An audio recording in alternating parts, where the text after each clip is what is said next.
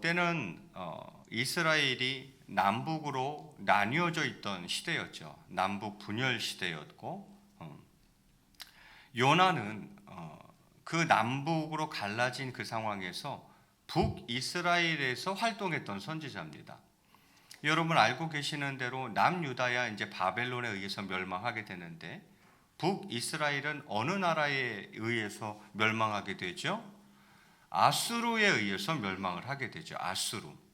그런데 어느 날 하나님께서 이 요나 선지자에게 나타나셔서 뭐라고 명령을 하냐면, 너는 아수르에 가서 복음을 전하라고 이야기를 하는 거예요. 사실 이 하나님의 이 말씀이 있고 나서 한 38년, 한 40년 있다가 사실은 이스라엘이 아수르에 의해서 멸망을 당합니다. 그 말은 무슨 말이냐면, 지금 북이스라엘의 최대 적국은 누구라는 거예요? 아수르라는 거예요. 북이스라엘의 최대 적국은 아수르인데 하나님이 어느 날 요나에게 그러는 거예요. 아수르 가서 복음을 전하라고. 그것도 아수르의 수도인 니느웨에 가서 복음을 전하라고 그렇게 명령을 하시는 거죠. 우리나라로 치면 뭐와 비슷하냐면, 일제시대 때에 그때 일본 사람들이 저희를 얼마나 괴롭혔습니까?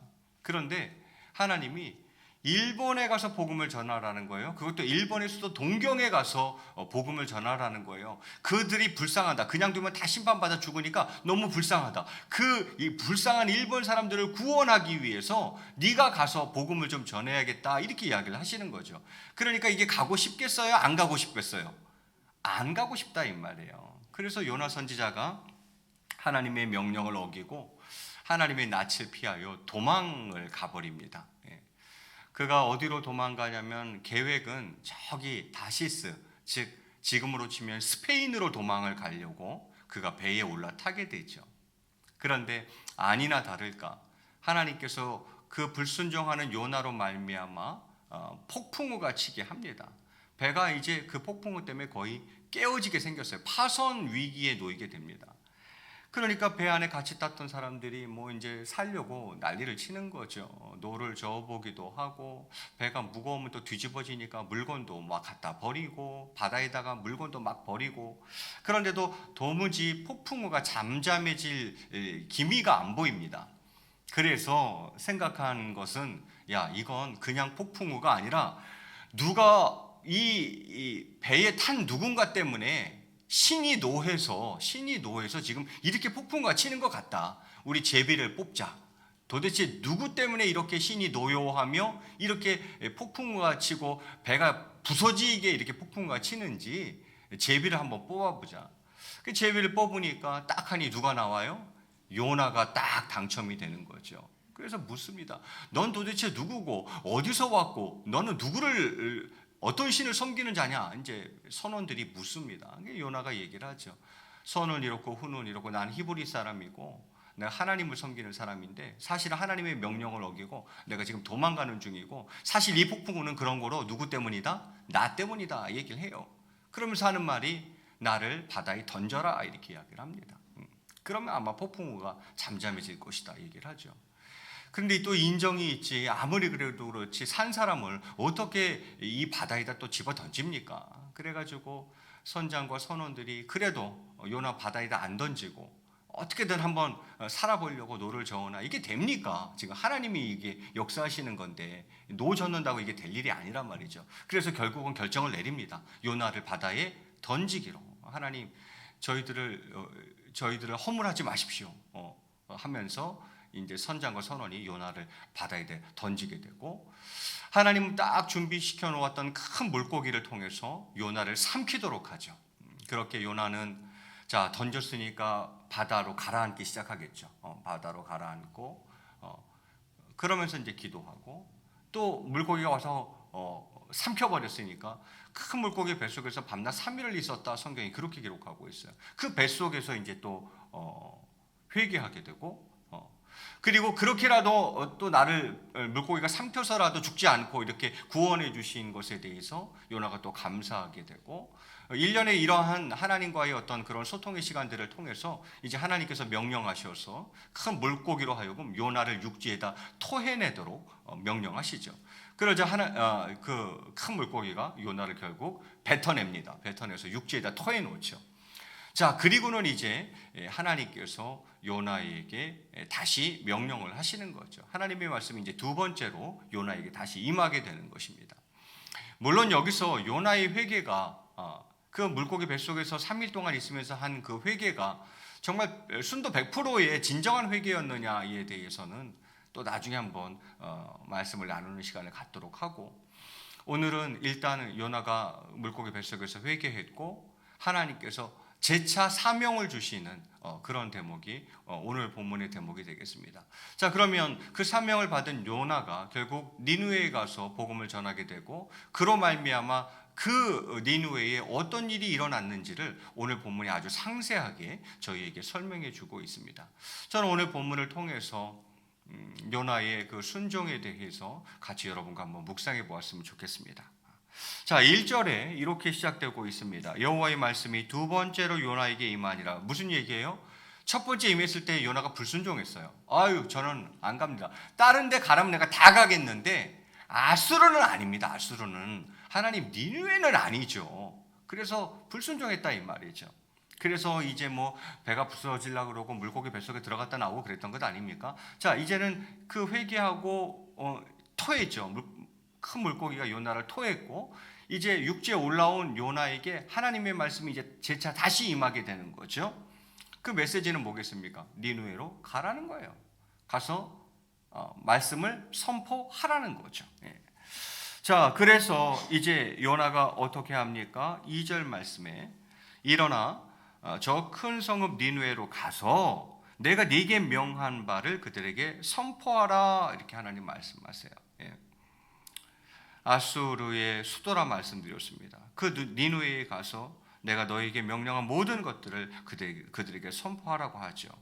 자, 그러자 이제 요나가 이에 대해서 어떻게 행동을 합니까? 우리 3절 말씀은 한번 같이 읽겠습니다. 시작. 요나가 여호와의 말씀대로 일어나서 니느웨로 가니라. 니느웨는 사흘 동안 걸을 만큼 하나님 앞에 큰 성읍이더라. 아멘. 자, 요나가 갑니까 안 갑니까? 갑니다. 일단 갑니다. 하나님의 말씀대로 그가 일어나서 니느웨로 갑니다. 그럼 이 니느웨는 어떤 성인가? 아수르의 수도고요. 그 성의 규모가 상당히 컸다라는 거죠. 니느웨는 사흘 동안 걸을 만큼 하나님 앞에 큰 성읍이라. 그러니까 이 니느웨를 한 바퀴 삥 돌려면, 이 니느웨라는 성을 한 바퀴 삥 돌려면 며칠 걸린다고요? 3일 동안 걸어야 된다. 이거 3일이 걸릴 만큼 사이즈가 큰 성읍이었다, 이렇게 이야기를 합니다. 자, 어쨌든 갔습니다. 그리고는 가서 이제 어떻게 하는가, 이게 중요한 거죠. 가서 어떻게 하는가. 우리 4절도 마저 읽겠습니다. 4절 시작. 요나가 그 성읍에 들어가서 하루 동안 다니며 외쳐 이르되 40일이 지나면 니느웨가 무너지리라 하였더니. 자, 요나가 니느웨에 가서 하루 동안 다니며 외쳤습니다. 메시지는 무엇입니까? 40일이 지나면 니느웨가 어떻게 되리라? 무너지리라. 이렇게 심판의 메시지를 전하고 있어요. 그가 하루 동안에 다니면서 외쳤다라는 이 대목이 이제 조금 문제가 되는 거죠. 여러분, 그 고고학적인 발굴 결과에 따르면 니느웨 성의 그 둘레는 약 96km 정도 된다고 합니다. 그리고 직경은 약 30km 정도 된다고 합니다. 그러니까 사람이 하루에 4km 정도, 1시간에 4km 정도 걷는다고 치고, 이 둘레가 96km라는 것은 하루에 8시간씩 움직이면 3일 정도 걸어야 한 바퀴를 돌 수 있는 사이즈라는 거예요. 사람의 걷는 속도를 시속 4km 정도 잡고 1시간에 한 4km 정도 걷는다고 치고, 그 속도로 하루에 8시간씩 3번, 3일을 걸어야 이 니느웨 성 한 바퀴를 돌 수 있는, 그렇게 사이즈가 큰 성읍이라는 거죠. 아주 고대에 있어서는, 뭐 지금이야 큰 도시들 많지만 고대에 있어서는 굉장히 보기 드물게 큰 성읍이었다라는 거죠. 그런데 요나는 니느웨 성을 두루 다니며 최소한 3일 동안은 메시지를 전파해야 했으나 그가 며칠밖에 돌지 않았습니까? 하루밖에 전파하지 않았다라는 거예요. 그러니까 이 요나가 전적으로 순종한 게 아니에요. 그죠? 이게 지금 3일 동안 돌아면서 메시지를 전해도 될까 말까 하는 사이즈의 성읍인데 3일을 돌아야 되는데 요나가 하루만 돌았어요. 하루만. 그건 다 돌지 않았다는 뜻이에요. 그러니까 요나 마음속에는 아직도 뭐가 있는 거예요. 물고기 뱃속에 들어갔다 나와가지고 내가 어쩔 수 없이 니느웨에 와서 하나님 시키는 대로 말씀을 선포하지만 그 아직 내심은 뭐 하고 싶지 않은 거예요? 전하고 싶지 않은 거예요. 왜? 요나는 하나님의 능력을 알거든요. 이 아수르, 특별히 니느웨 사람들이 회개하고 구원받는 걸 원치 않는 거예요. 망했으면 좋겠는 거지 그냥. 그래서 이 요나가 3일 동안 말씀을 전하지 않고 하루 동안만 그렇게 말씀을 전하는 그런 모습을 보게 되어집니다. 그리고 사실 메시지에도 문제가 있어요. 메시지를 어떻게 전하고 있습니까? 4절 하반절에 보니까 40일이 지나면 니느웨가 무너지리라 이렇게 이야기를 합니다. 이 메시지가 뭐가 문제가 있죠? 반쪽만 얘기하고 있잖아요. 반쪽만. 야, 40일이 지나면 니네 심판받아서 완전히 망해. 그러니까 얼른 회개하고 하나님께로 돌아와. 이 뒷얘기가 없어. 뒷얘기가 없어. 40일 지나면 그냥 너희 망해 이야기만 했지 이 뒤에 너희가 만일 회개하기만 한다면 하나님이 용서해 주실 거야. 구원받을 수 있어. 아직 40일 남았어. 그러니 얼른 회개. 이 뒷이야기가 전혀 없어요. 앞 얘기만 딱 하고 끝나는 거지. 40일 지나면 니느웨가 무너지리라 이렇게 이야기하고 있어요. 저는 이렇게 상상을 해봅니다. 이 요나가 어떻게 메시지를 전했을까? 저는 큰 소리로 안 했을 것 같아요. 모두가 다 들을 수 있도록 큰 소리로 외치는 것도 아니고 이렇게 가가지고 야 니네 저기 40일 있으면 무너진단다 이러고 말했을 것 같아. 델렐랑 말라. 안 들었으면 좋겠는 거지. 회개 안 했으면 좋겠는 거지. 그냥 니느웨가 쫄딱 망했으면 좋겠는 거지. 이 메시지도 봐야 반쪽짜리 메시지 아닙니까? 우리가 메시지 전할 때 어떻게 이야기해요? 예수 천당, 불신, 지옥 이렇게 이야기해야 되는데 지금 이 요나가 하는 말은 예수 천당은 얘기 안 하는 거예요. 지금 불신, 지옥만 얘기하고 있는 거잖아요. 지금 40일이 지나면 니느웨가 무너지리라. 이게 반쪽짜리만 전하고 그것도 3일 돌아야 되는데 하루만 돌고 아마도 제가 보기에는 담대히 큰 목소리로 선포하지 않았을 것 같아요. 달래랑 말라 듣거나 말거나 그런 마음으로 지금 요나가 메시지를 선포하고 있는 것 같습니다. 자, 그런데 이제 놀라운 건 뭡니까? 그 이야기를 듣고 니느웨가 회개하기 시작한다는 거예요. 이게 놀라운 거죠. 그것이 이제 5절부터 나오고 있습니다. 자, 그들이 어떻게 반응을 보였는가? 요나의 그 메시지를 통해서 그 메시지에 대해서 니느웨 사람들이 어떤 반응이 나타나고 있는가? 우리 5절도 같이 한번 읽겠습니다. 시작. 니느웨 사람들이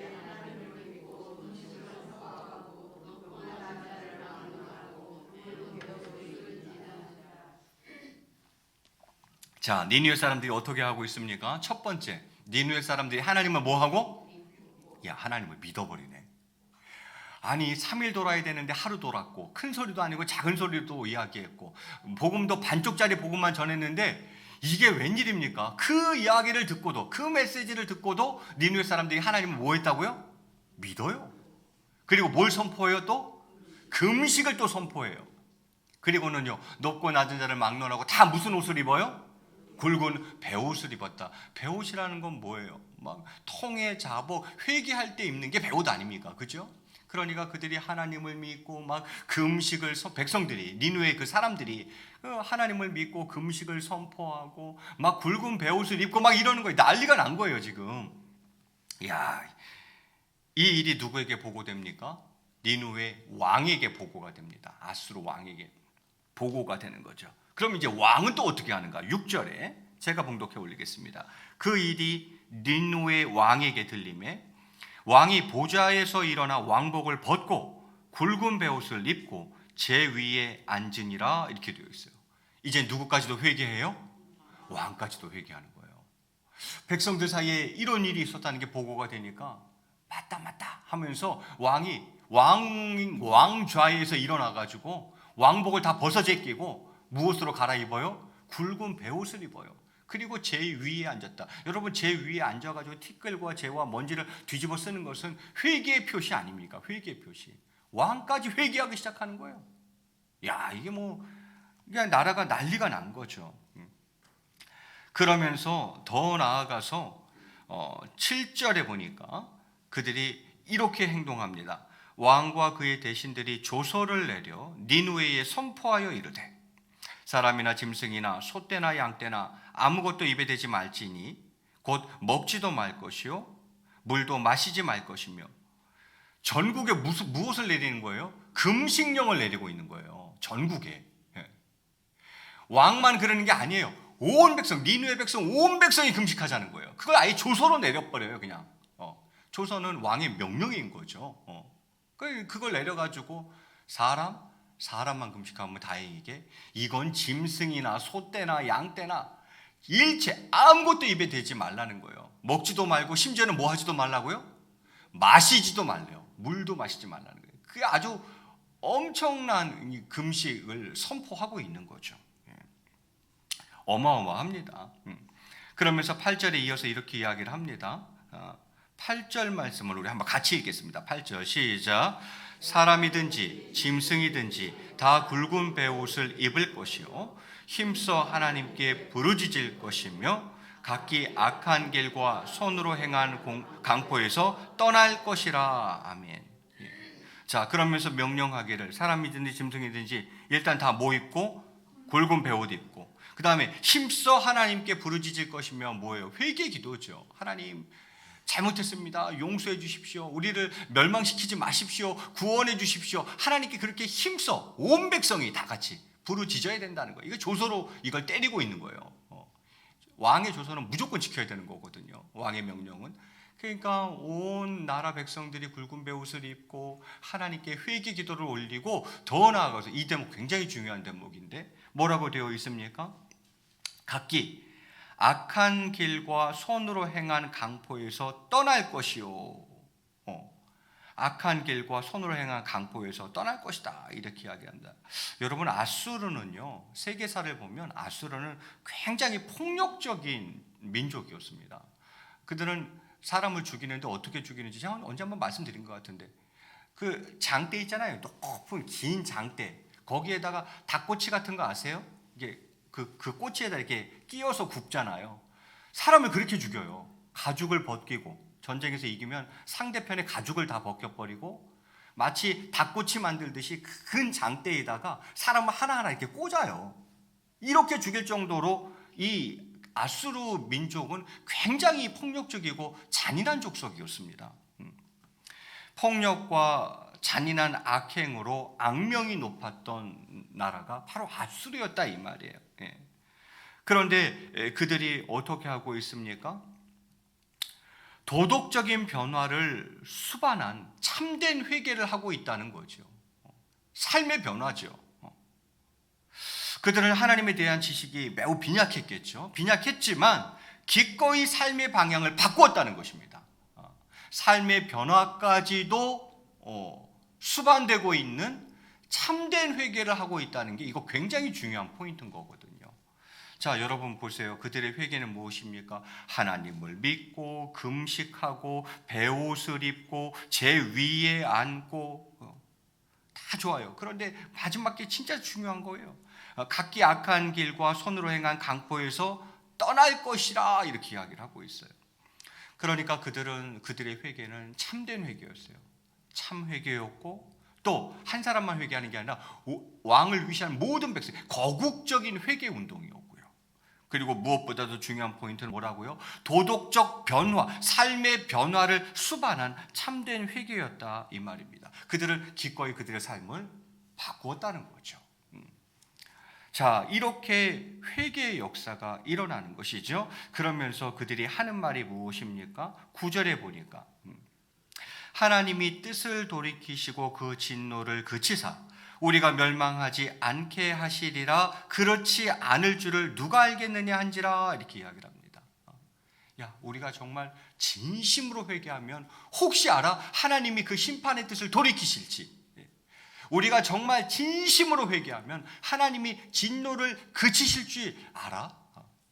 정말 우리가 진심으로 회개하면 하나님이 우리를 멸망시키지 않으실 줄 누가 알겠어? 그러니 우리 회개하자. 그래가지고 왕부터 시작해서 저 동물에 이르기까지 정말 온 나라가 거국적으로 회개하되 참된 회개, 즉 삶의 변화를 수반하는 회개를 그들이 하고 있더라라는 것입니다. 자, 이렇게 그들이 회개하자 하나님께서 이제 어떻게 하시는지 10절에 마지막 말씀입니다. 우리 같이 한번 읽겠습니다. 시작. 하나님이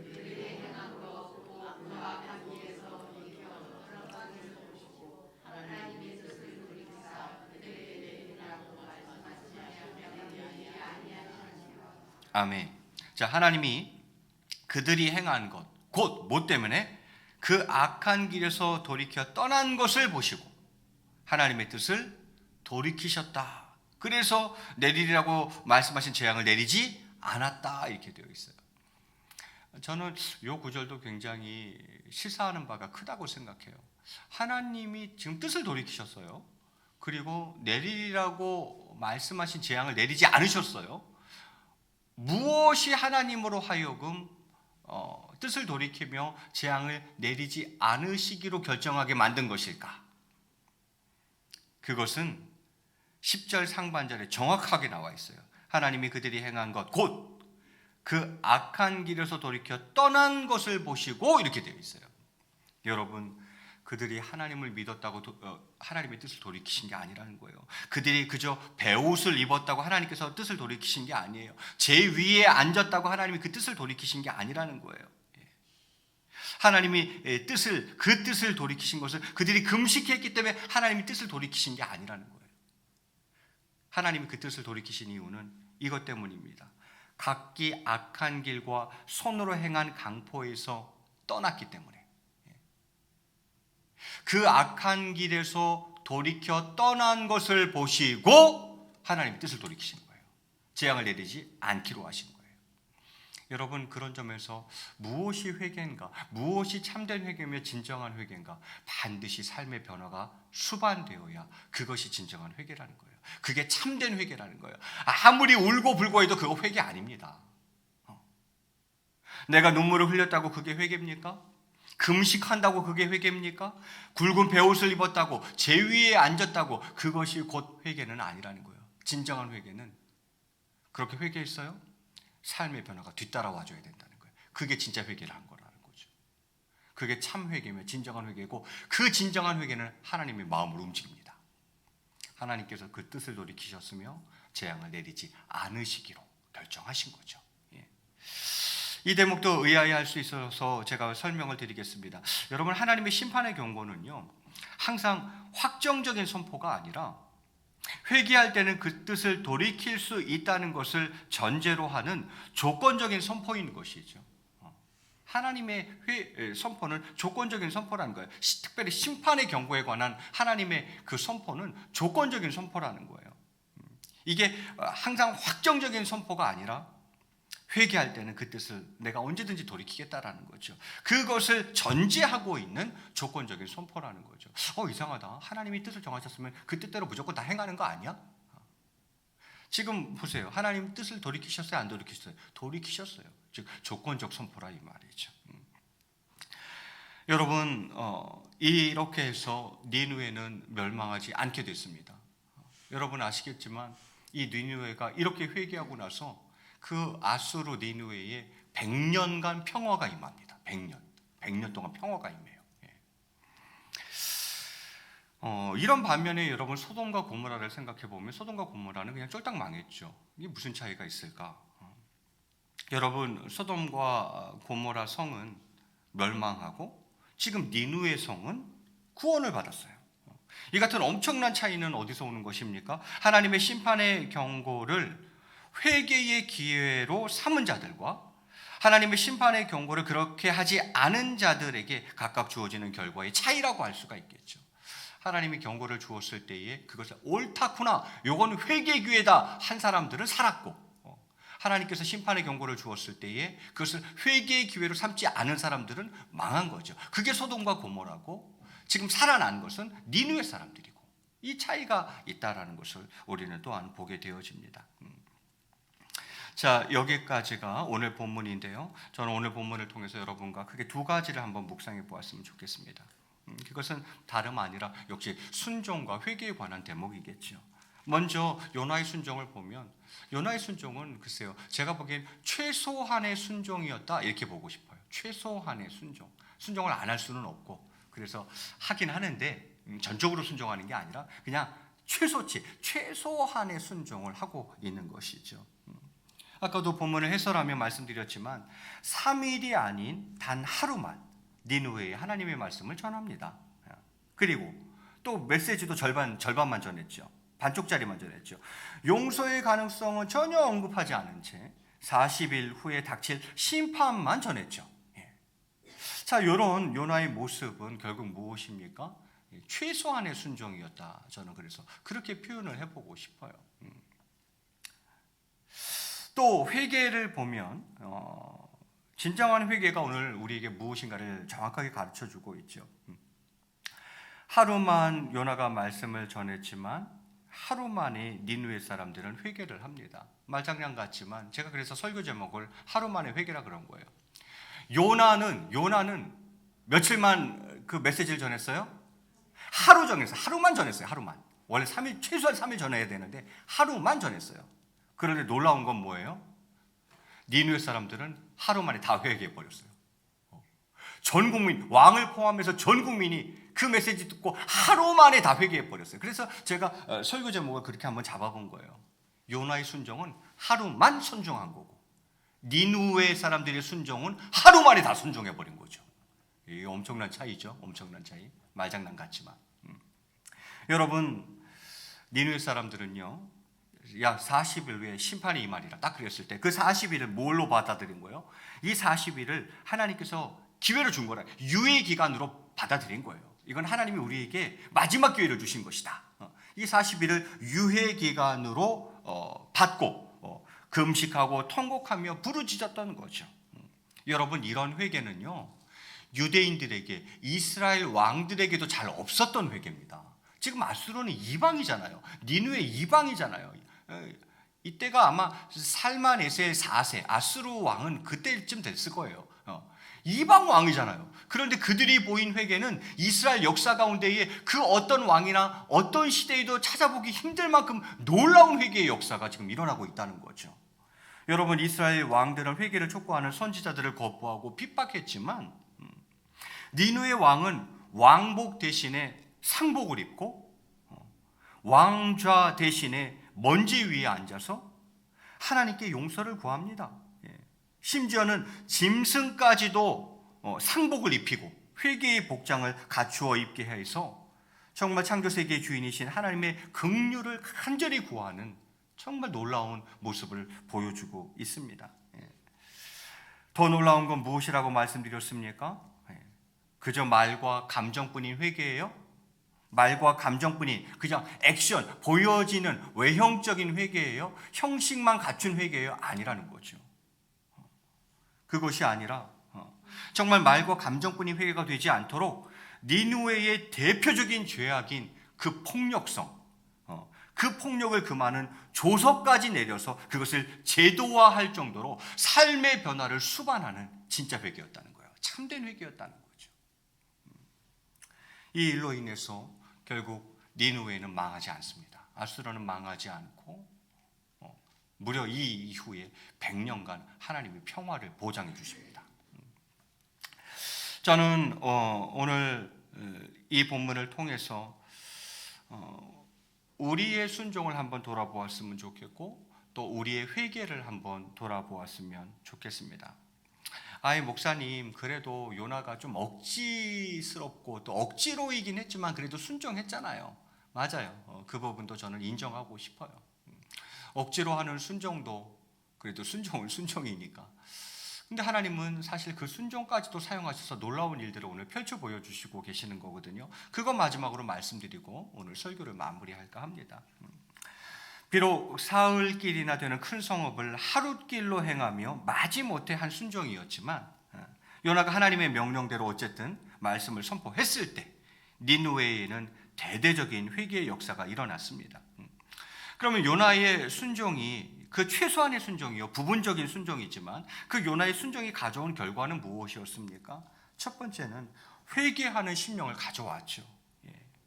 임박한 심판인데 이제 40일 있으면 나라가 망하는 거예요. 하나님은 그냥 그 말씀하시면 그대로 시행하니까 40 회개 안 하면 40일 후에 나라 망하리라 얘기했으니까 40일 후면 나라가 망하는 거죠. 그러니까 임박한 심판 앞에서 니느웨 성에 선포되어진 하나님의 말씀, 그 말씀은 결국 그들에게 철저한 회개를 불러일으켰다라는 거죠.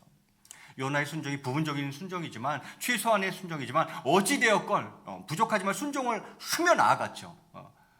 3일 돌아야 되는데 하루 돌고 온전히 전해야 되는데 반쪽 전했지만 어찌됐건 그렇게라도 했단 말이죠. 그렇게라도 했더니만 어떤 역사가 일어나더라는 거예요. 회개하는 심령을 가져왔다는 거예요.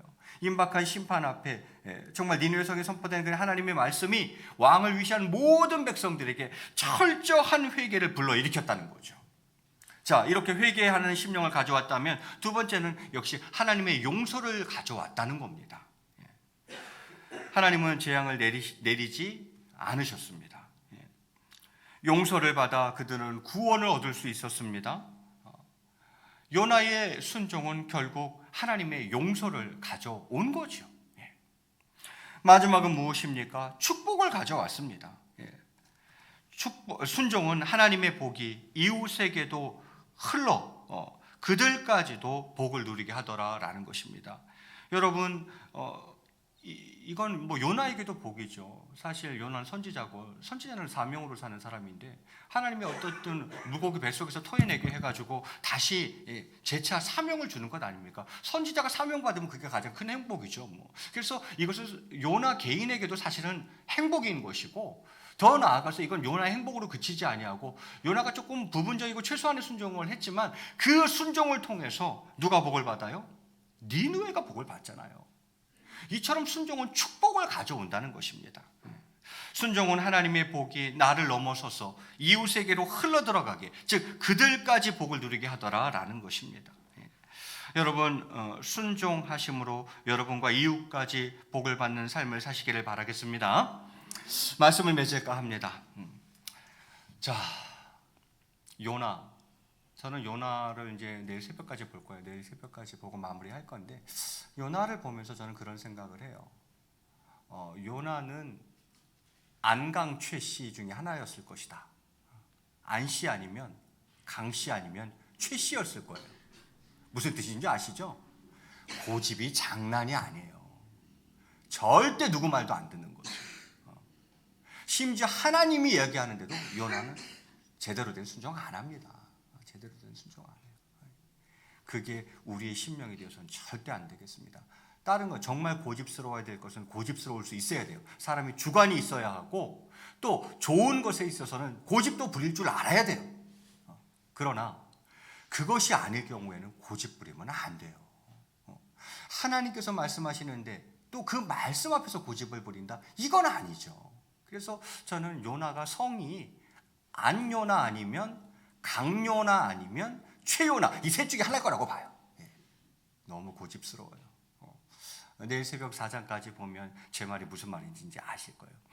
어찌되었건 우리는 그러면 안 되겠어요. 최소한 하나님 앞에서는 고집 부리면 안 되고 하나님의 말씀 앞에서는 내 고집을 꺾을 줄도 알아야 되는 거죠. 그래서 저와 여러분은 부분적인 순종이나 그저 마지못해 하는 최소한의 순종이 아니라 전적으로 순종할 줄 아는 순종의 사람 되시기를 첫 번째로 바라겠고, 두 번째는 회개에 대한 대목이었죠.